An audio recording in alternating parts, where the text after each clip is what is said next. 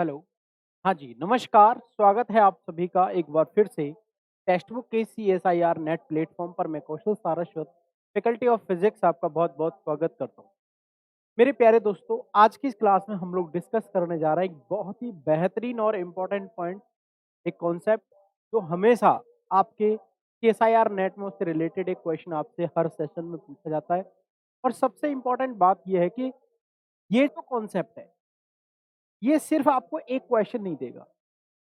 इस एक कॉन्सेप्ट से आपके बहुत सारे क्वेश्चंस को लेकर के जो आपके थॉट्स हैं, जो थॉट प्रोसेस है उसको लेकर के वो बिल्कुल चेंज हो जाए। क्योंकि एक कॉन्सेप्ट को याद करने से आपकी बहुत सारी चीज़ें आपके समझ में आने लगती हैं और वो है हमारा लाप्लासियन। जब मैंने बहुत सारी चीज़ों को देखा, जब मैं मैथमेटिकल देख रहा हूँ, आपके मैं क्लासिकल फिज़िक्स देख रहा हूँ, मैं ईएमटी देख रहा हूँ, मैं क्वांटम फिज़िक्स की बात कर रहा हूँ। ओवरऑल जहाँ पर भी मैं थोड़ा-सा अच्छा क्वेश्चन देख रहा हूँ, जो आपके 5 नंबर में आपसे पूछा जा रहा है, वहाँ पर मैं एक ही चीज़ कॉमन देख रहा हूँ, वो है लाप्लास। जिससे एक एट लीस्ट 5 नंबर का, वैसे कम से कम 5 बोल रहा हूँ मैं, इससे आपके एग्ज़ाम में कम से कम 2 क्वेश्चन भी जो हैं कभी-कभी पूछे। तो आप मैक्सिमम 10 मार्क्स भी इसे प्राप्त कर, राइट? चलिए तो बात करते हैं लाप्लासियन।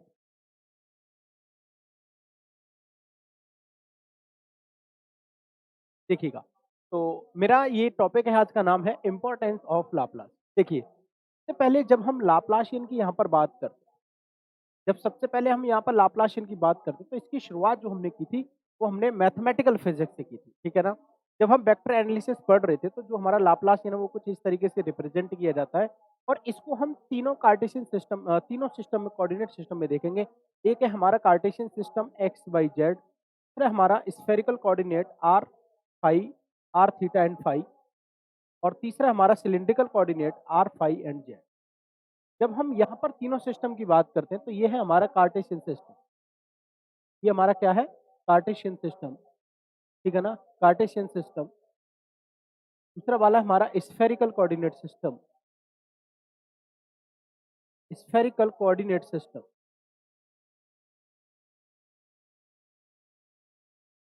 तीसरा है हमारा सिलिंड्रिकल कोऑर्डिनेट सिस्टम।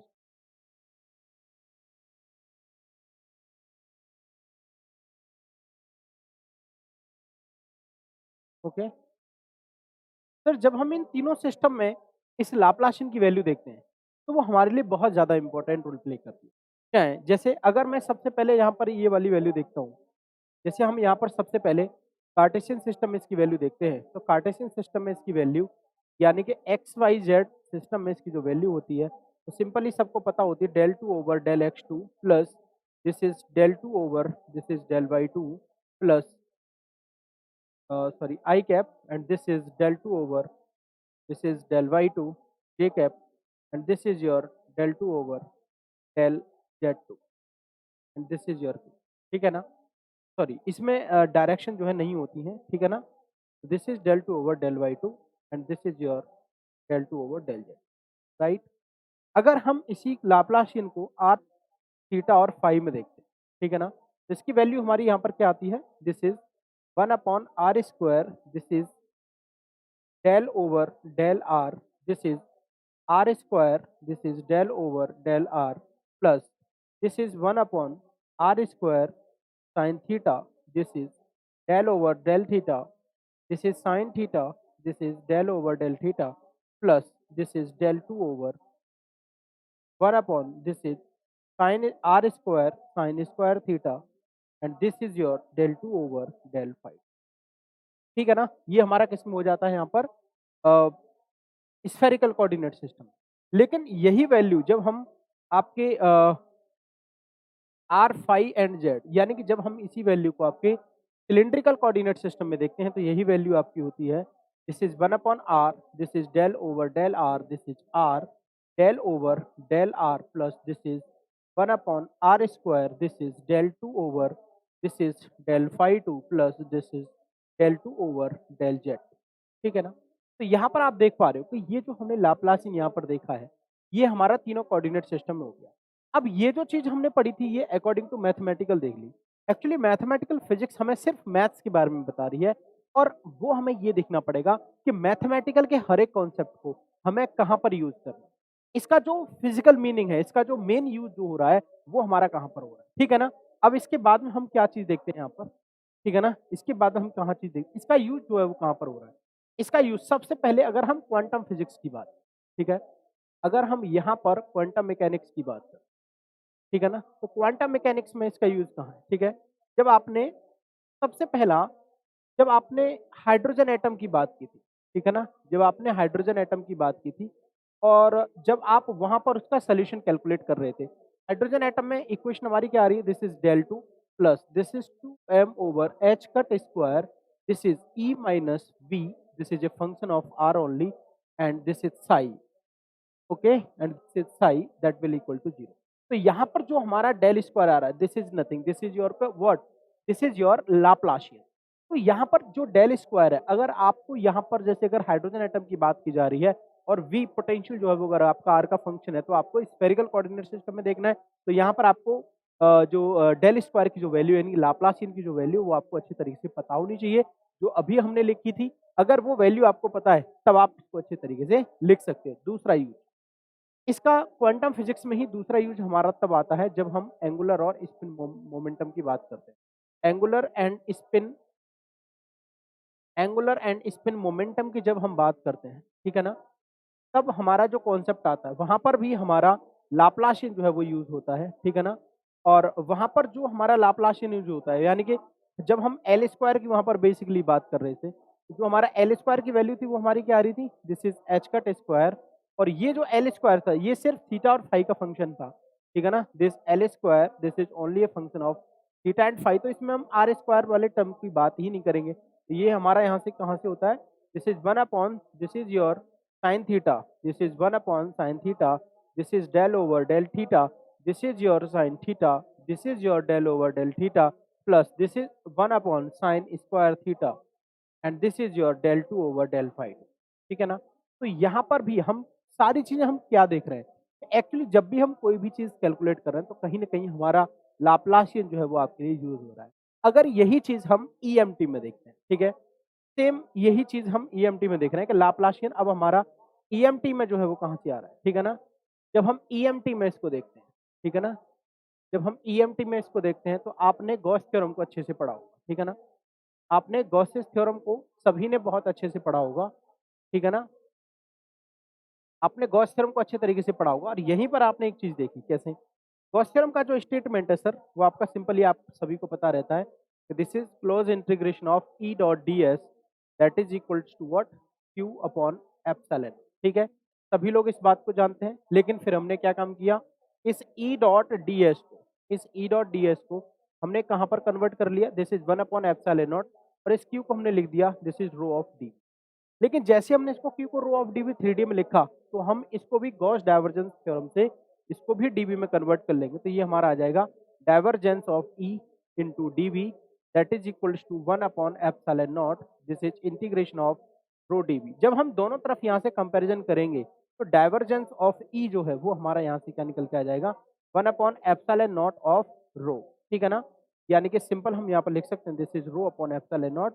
और हम इसको यहाँ पर ये वाली चीज भी लिख सकते हैं, अगर आपको पता हो तो, कि अगर मैं यहाँ पर रो का इधर एप्सिलॉन नॉट का मल्टीप्लाई कर दूंगा, तो ये हमारा कुछ इस तरीके से हो जाएगा, epsilon naught of this is epsilon naught of e, ठीक है ना, this is epsilon naught of e and that is equals to and this is a free charge, है ना। तो हम इस तरीके से यहाँ पर इसको लिख सकते हैं। बट हमारा एक रिलेशन होता है कि जो हमारा ई होता है that is equals to minus of gradient of phi. Phi क्या हमारा एक स्केलर फंक्शन है, और इस स्केलर फंक्शन को हम लोग बोलते हैं पोटेंशियल फंक्शन। ये हमारा बेसिकली क्या होता है, पोटेंशियल यहाँ पर होता है। जब इस वैल्यू को हम यहाँ पर पुट करेंगे, तो ये हमारा क्या हो जाएगा, माइनस ऑफ, ठीक है ना, ये हमारा हो जाएगा minus of del square phi, okay, और एप्सिलॉन नॉट, और या फिर आप एप्सिलॉन नॉट को यहाँ पर ही लिख सकते हो, नो प्रॉब्लम, ठीक है। तो ये इस इक्वेशन को हम लोग बोलते हैं पॉइसो इक्वेशन, ठीक है, इस इक्वेशन को हम लोग बोलते हैं पॉइसो इक्वेशन। लेकिन अगर यही बातें हमसे किसी एक वैक्यूम में बात की जाती हैं, ठीक है ना, हमसे चार्ज फ्री रीजन की बात की जाती है, अगर हम यही सारी बातें चार्ज फ्री रीजन की बात करते हैं, कहाँ पर बात करते हैं, अगर यही बात हम एक चार्ज फ्री रीजन में करते हैं, तो उस चार्ज फ्री रीजन में rho of free that will equal to 0, तो हमारा यहाँ से डेल टू फाई हमारा क्या हो जाएगा, 0। सर यहाँ पर भी जैसे ही हमारा ये del square phi that will equal to 0. So ये what is this? This is your Laplace.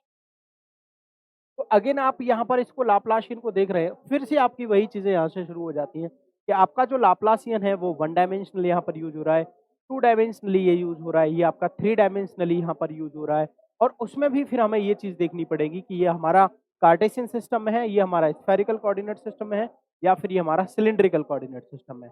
चलो मैं आपको देखो यहीं से एक चीज और बता देता हूँ, ध्यान से समझने की प्लीज कोशिश करिएगा। जैसे अभी आपने एक क्वेश्चन पढ़ी del to phi that will be equal to 0, और सभी को पता है कि इस इक्वेशन को हम लोग लाप्लासियन इक्वेशन, ठीक है ना, ये हमारी क्या है, this is your Laplacian equation.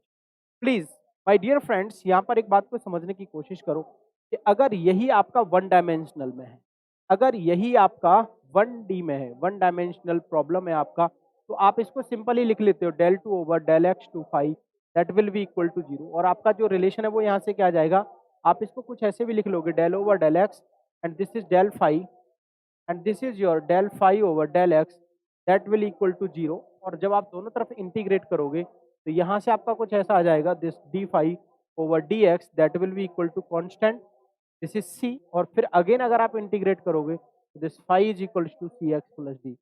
यानी कि वन डायमेंशनल लैप्लाशियन को आप इजीली यहाँ पर सॉल्व कर सकते हो, और आपका जो यहाँ पर आएगा सोल्यूशन वो एक स्ट्रेट लाइन को शो करेगा। ये यहाँ पर आपका क्या शो कर रहा है, आपका एक स्ट्रेट लाइन को ये यहाँ पर आपका शो करेगा, राइट।